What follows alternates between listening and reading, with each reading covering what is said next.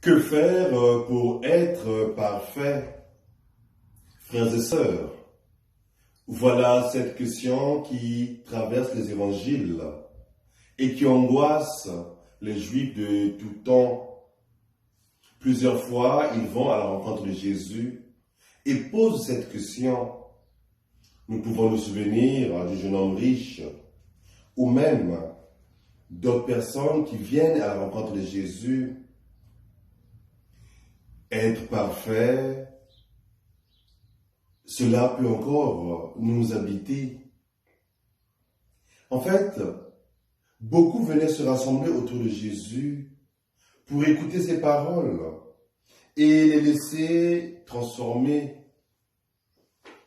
Et cela par souci de perfection. Mais nous allons dire aujourd'hui que telle est notre vocation chrétienne. Tel est le chemin de notre perfection. Nicodème lui-même, maître de la loi, s'est posé des questions du même genre. Autant dire que notre accomplissement qui est d'aimer, eh bien, le Christ le recentre aujourd'hui, sachant qu'il nous appartient d'implorer Dieu pour qu'il nous aide à rassembler nos forces vives, dispersées, et nos pensées qui tendent toujours à s'éparpiller et à nous éloigner de la source jaillissante de l'amour de Dieu, fruit même de la présence en nous de l'Esprit Saint. Aimez même ceux qui ne vous aiment pas. Priez pour ceux qui vous persécutent. C'est la nouveauté du christianisme.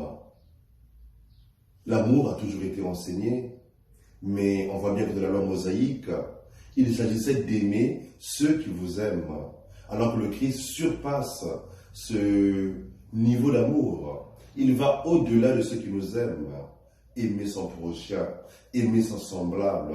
Et dans le mot prochain et semblable, le Christ y met même ceux qui ne nous aiment pas, ceux qui nous persécutent, ceux qui disent du mal de nous.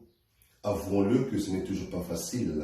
C'est pourquoi il sied pour nous de demander la force de l'Esprit Saint, que cet Esprit venu à la Pentecôte renouvelle en nous ses forces d'amour, afin que notre amour aille au-delà des limites que l'homme y met. Que Dieu nous écoute et nous exauce. Amen.